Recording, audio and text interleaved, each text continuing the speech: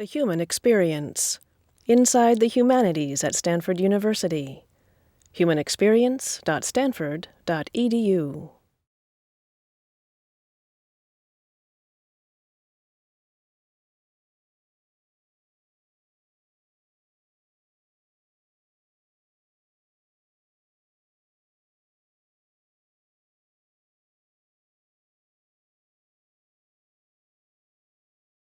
It seems to me that we human beings spend an inordinate amount of our time interacting with non-existent entities. So, your favorite characters on The Wire or James Bond or whoever it happens to be.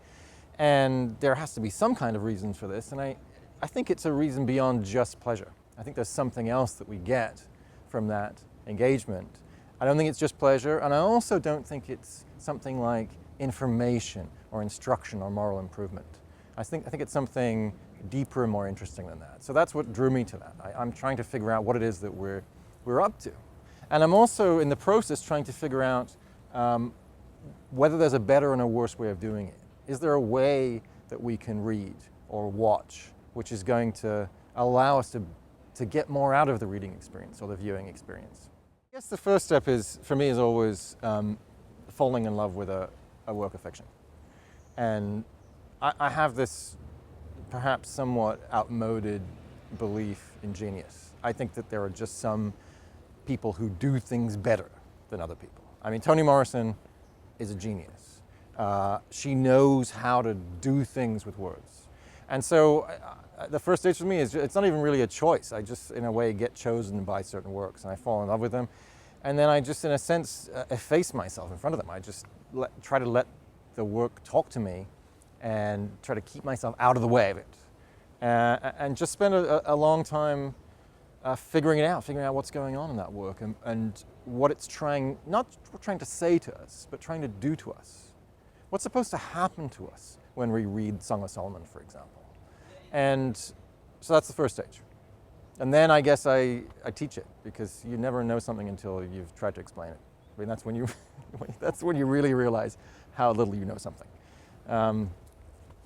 And yeah, then many years later, after many iterations of teaching and thinking and making unbelievably copious notes, then I might risk writing something about it.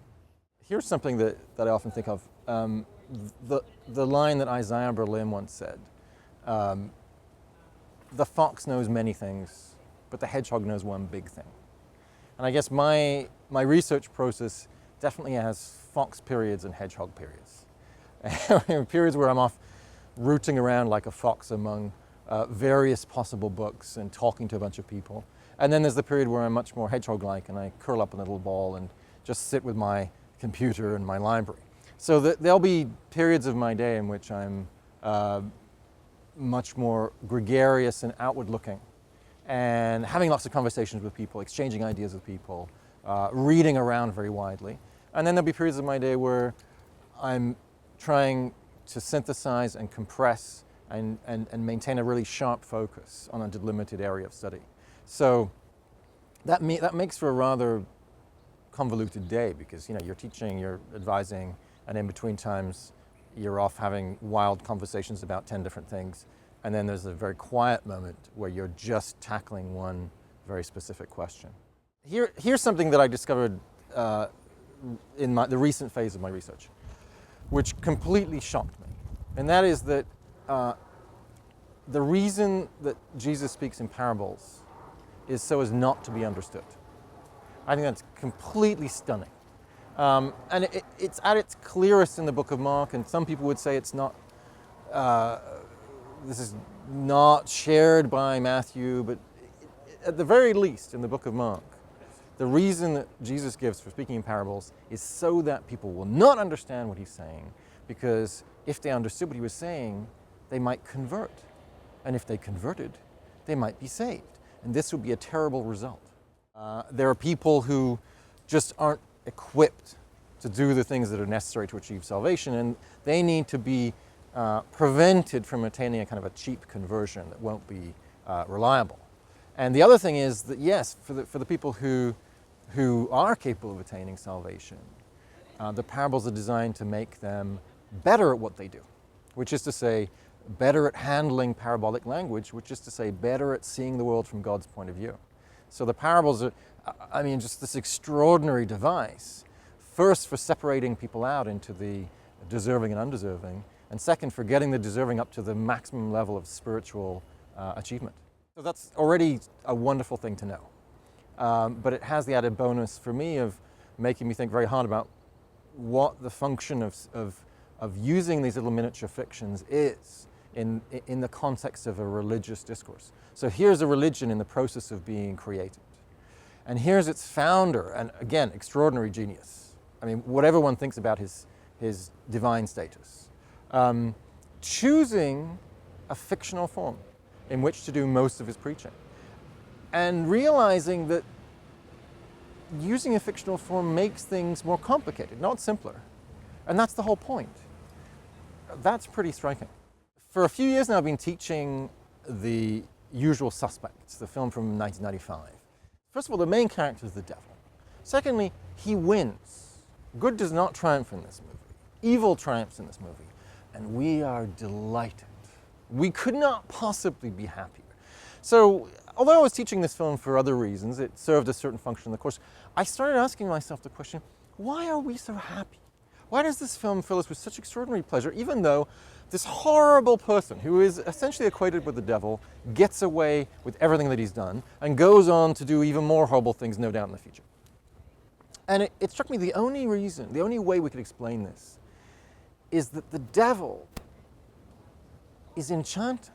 We think of the devil as filling the world with dread and horror, and that our psychic life would be much better off if there were no devil. I mean, obviously many people don't believe in the devil. I think those who do would really rather live in a world in which there wasn't one. But I think we prefer to live in a world in which there's a devil, or at least his secular counterpart, which is the master criminal. We love believing in these almost superhuman, malevolent entities. I won't name names, but we know who they are, right? They are in control of every bad thing that happens. Whereas in reality, you know, bad things are messy. But it makes the world so much more beautiful and exciting to think that all the bad things in the world actually come from one source. All the bad things in the world have a kind of logic to them. All the bad things in the world are willed by one sort of spider at the center of the web. That's the image that Conan Doyle uses about Moriarty. So ultimately, and I think this came as a big surprise to me, the devil is one of the most enchanting figures that we have at our disposal. Mostly, I just fall in love with things. I'm just gripped by something. I guess I'm always on the lookout for new fictions that I haven't read, films that I haven't seen, and every now and again one of them just grips me. And I fall in love with it, and I develop this powerful trust for the person or people who produced this work. I think, you know, these people know what they're doing. I'm in good hands here. If I read Toni Morrison's Song of Solomon, I just feel it. I know this woman is a master at what she does. And I don't know what she's doing, but she does. And my job is just to find that out. So essentially, the way I get inspired is just to come across things that grip me.